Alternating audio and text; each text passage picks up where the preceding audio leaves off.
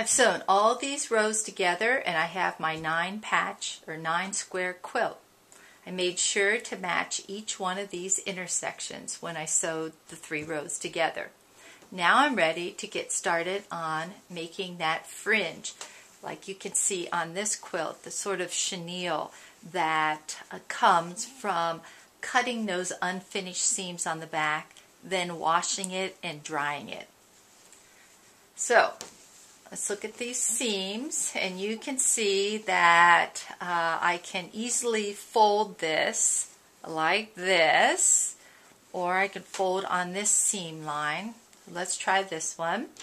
And I take up my scissors and I start cutting. Actually, I started cutting here. Doesn't matter where you go, but you are going to cut into that seam.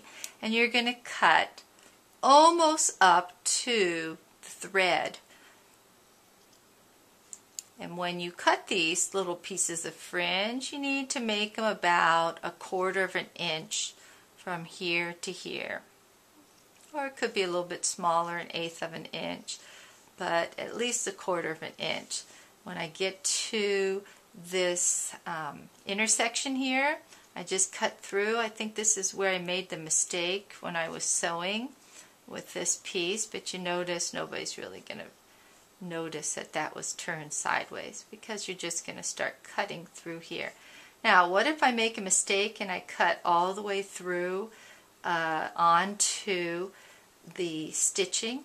Well, you're going to throw this in the sewing machine or in the washing machine. After you wash it, when it comes out, you're going to have fringe that looks like this, and you can just go back in and look for any holes that might be in these stitching lines here, and just go back in and sew over it.